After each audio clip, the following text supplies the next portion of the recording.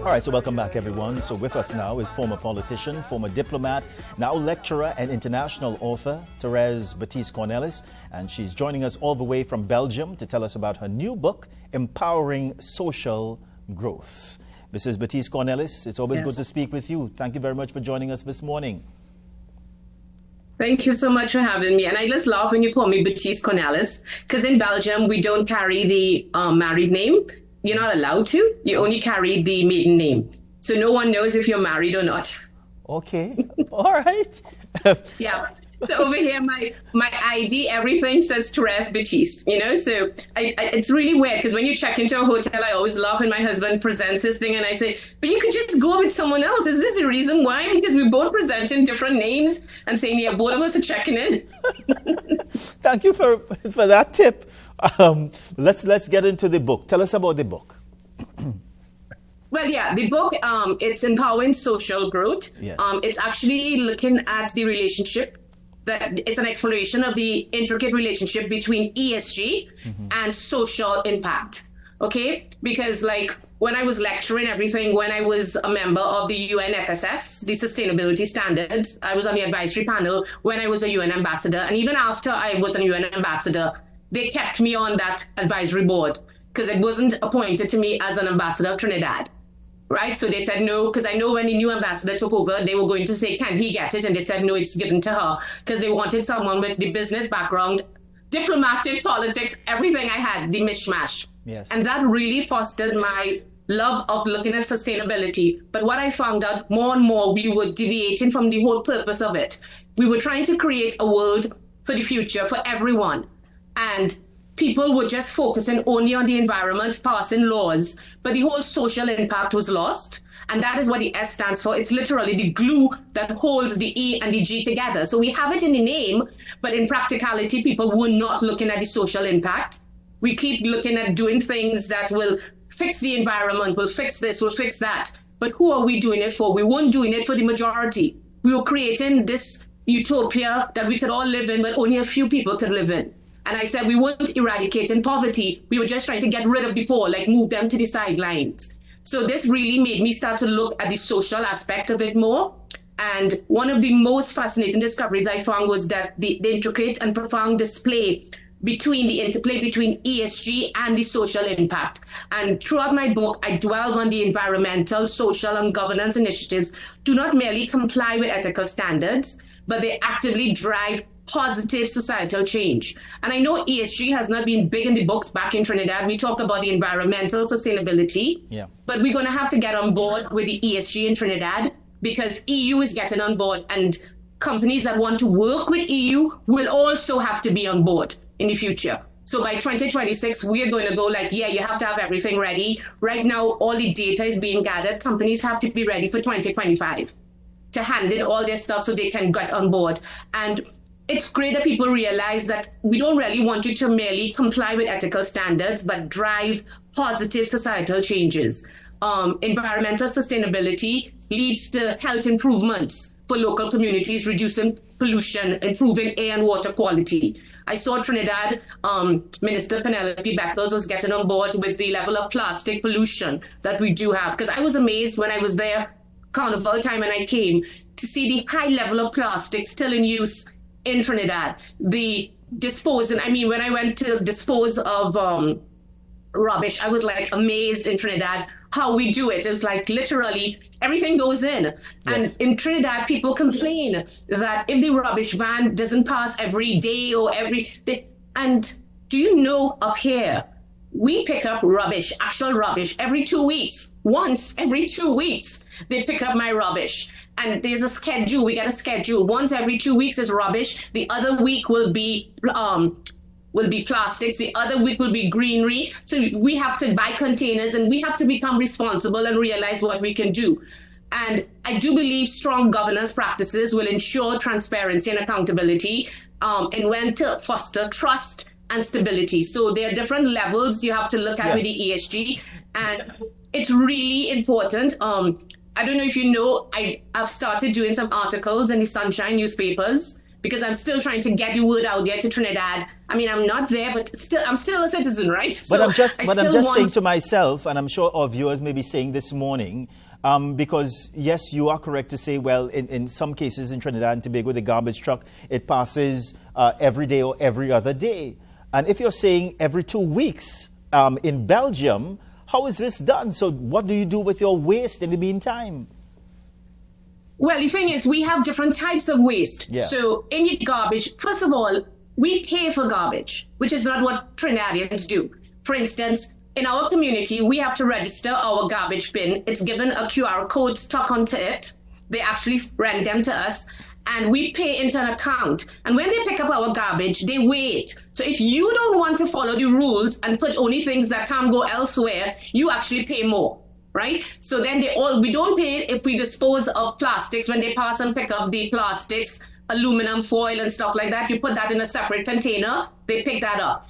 Things that can be my husband and I, we have the area where we put all our greenery, all our fruit skins and stuff like that, and make a compost. Or they pick up compost and greenery as well, separate. So you have to actually have different containers. And if you choose not to do that, and you can't, if you go and put things, the plastic is not weighed, but if you put things that are not plastic and not foil and not an aluminum in it, you will get a warning. They put a sticker, they won't pick it up, they put a warning, and the second time you get a fine. So it's a lot of regulations to do it. You just learn to use less waste. It's trying to encourage you to be that responsible person. But in Trinidad, you can put out 3 things of garbage. It doesn't affect you. If you put out 1, you put out 3. Here, if I put 3, if I fill up my bin, there's only 1 bin I'm allowed. So if I want to make the bin as heavy as I want, but I can't go with 2 bins. So if I had a party and it accumulated more, I'm going to have to wait till that next 2 weeks because I can't put more than 1 bin out. But you have 2 sizes of bins. But how do you implement such a system in a country like Trinidad and Tobago, where we don't have that history, we don't have that culture? So how do you implement They didn't have it either. They didn't have it either. They put it in. It takes a while, but they put it in. And I keep telling people complain a lot back home. I mean, even when I was Minister of Health, they complained about X, Y, Z. They complain about the health service. They don't get enough from it. But it's like a catch-22 because here we are taxed really, really high. The tax rate my husband and I pay is 54%. Imagine working and paying 54% taxes. But there are benefits to be derived from that. But in Trinidad, we are taxed, I think your rate is what now, 25%? Or is it 30 yet? Your tax rate for personal tax. You know, 25? And they complain. Yeah. 25. And if you look at our 54, 56 is to do with health surcharge, so money to go towards health. Because I came to Trinidad and I went to a doctor and I was amazed. I paid 400 TT for a doctor visit in Trinidad. In Belgium, when I go to the doctor, I pay the difference between what my insurance would pay. I pay the balance. I don't pay the doctor and get a refund. I pay the balance. So when I go to my doctor, I pay €4. Okay, because the government hasn't, everything is done. And that was something I was trying to put in when I was there with the card system, where you create a true identity. So what happens in Belgium, we literally tracked by our ID card. Your ID card contains everything. You use that when you go by your doctor. Everything you do, you have to give in your ID card with a chip and it measures everything. So you can't even get away with driving. And some Trinis don't want to pay their fines. They get they drive fast and they get a ticket. Yeah. No, it comes to your home in Belgium. You just get it there. Please pay your money. If you don't, they will take it out because everything is connected. Yeah. It's rules and regulations. Belgium sounds like a nice place. Well, I call it a police state, but anyhow. All right. But what do you think? Really, what the book tries to say is the synergy between ES and G will amplify social capital and pave the way for inclusive growth. And like I said, I'm writing in the Sunshine. I have an article coming out next week. I think it looks at the importance of ESG for developing countries. And what Jack asked me to look at was Trinidad and Tobago specifically.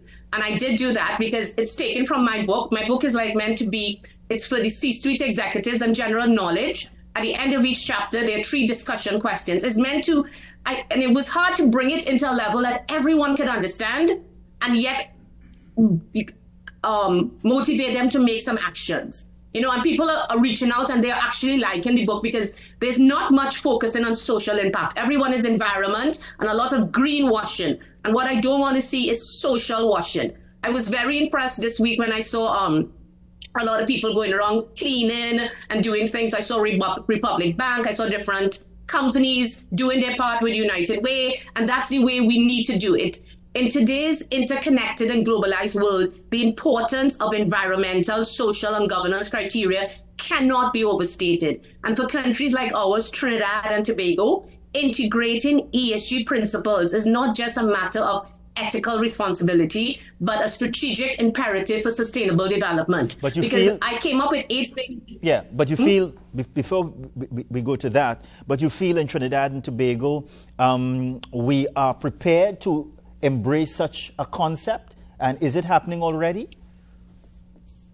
Well, I think it is happening in some aspects in some societies, because I know, for instance, in the banks, they are being asked to do that as well. They are looking at it. They have to do climate reports about how they're impacting on the climate, because your impact on the climate, people think it's just rubbish. It's not just rubbish. There's a lot of things with carbon, everything. And we see, I think I saw recently, I think AmCham had something about ESG. I know Arthur Lockjack was looking at ESG, but I don't know if the wider public, if the government has started with the plastic pollution, but that's just one aspect. Yes. And unless you really get people to understand the social impact of what you're doing and make them feel inclusive, because like, for instance, if things are done wrongly in the name of ESG, ESG will end up being something people don't want to do. And that's my fear. People, and they need to do that to create a sustainable future. And if they do it right, it will be a sustainable future for the majority of people and not just for a few. Like, for instance, I know Trinidad was talking about electric cars and switch to electric cars. You can't switch to electric cars just like that. You need to have charging stations all over. So we're even getting that pushback here in Belgium because, yeah, switch to electric cars. But I'm sorry, if people in Belgium like to drive from here across Europe, and if you buy an electric car, one of my friends did, they bought an electric car. And then they realized they couldn't do their normal drive across to Romania because there weren't enough stops to charge that car. Yes. So they were like, okay, we could drive up to a certain point and then we'll use a plane. And I said, well, yeah, and that defeats the purpose. So you got to do something that everyone can get on board. And in Trinidad, if we're talking about attracting foreign investment, ESG will help us do that because a lot of foreign investment are going to ask you, what are your ESG policies? We talk about Trinidad needs economic diversification. Yes, we do, because we cannot depend on oil. So we can go into different things. Like I wrote an article recently about us getting into renewable energy. We can do that, solar panels. That is where we need to go. Environmental protection. I saw a new hotel is coming up in Tobago and people are saying, no, it's going to destroy. We have to look at environmental protection. We don't want to get negative for that. I do think it can happen, but it needs to be properly planned. Social development. Again, governance and corruption reduction is part of ESG. Global market access, improved risk management, enhanced reputation and brand value. We can stand out as that country that has embraced ESG and is moving ahead. I know that you wanted to make 8 points, but as I listen to you, I'm just thinking for an organization or for the government, this is going to cost us something, right? Oh, yeah, it is cost. But the thing is, there are funds available to help countries become ESG ready because the EU has recognized that there are funds available. And we just need, and there are companies and they're encouraging startups. There's a lot of funds available. People have been focused on the SDGs, right? And I have been doing talks about the SDGs are not going to happen. We're not going to get them in 2030 because they have gone astray of what the goal was. The goal was to get sustainable development goals, but then we broke them down and you had to get everyone to agree. And if you ever sat into a meeting, to get everybody to agree was chaos, right? So then a whole set of things were put in. And what has happened is it went from the idea of the conception. Because the SDGs, if you just look through that whole list, there's no way Trinidad could do all 17 and complete them. But there's no one country that can do all. It should have been done by zones. It should have been done by a particular level and assign different goals to different people. Everyone cannot do all. Okay, and that was one of the things. And they talked about one of the goals was to eradicate poverty. Poverty will never be eradicated, unfortunately, but you can make life better. So there are different aspects of it. And my fear is when you set goals that are unachievable, people get demotivated and then give up. And that is a problem. And the ESG investors worldwide are increasingly prioritizing ESG compliant businesses and countries. And for Trinidad and Tobago, showcasing a commitment to ESG can signal that stability, can signal that lower risk and that long-term sustainability to international investors. That's what we need, okay, which will give us that foreign direct investment.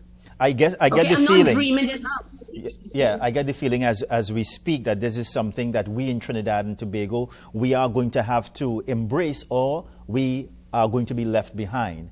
But we just have about a minute again. Where can we get the book? It's on Amazon. It's an ebook you can buy, which is actually the more sustainable way, which downloads and you can read it on your iPad or whatever. We read ebooks. Also, it's as a book, which is more expensive because then you have to order and ship it into Trinidad. So a lot of people, I recommend the ebook. I did come up with a paperback because some people just like to hold a book, and we are looking to get it into bookstores, but that takes a longer process. Yeah. But right now it's on Amazon. Yeah. It's always a pleasure speaking with you, Thank you very much. You have given us a lot to think about this morning, eh? I don't know how we're doing that in Trinidad and Tobago. I guess we're going to have to bring you back home to do it for us. But it's always a pleasure speaking with you. Bye for now. You wouldn't have to bring me back home. You could connect online, sustainable meetings. Bye for now. All right. Bye-bye. We are going to a very short break. We do have this for you. It's from Toko. We're coming back, everyone. A mother's child feet just cannot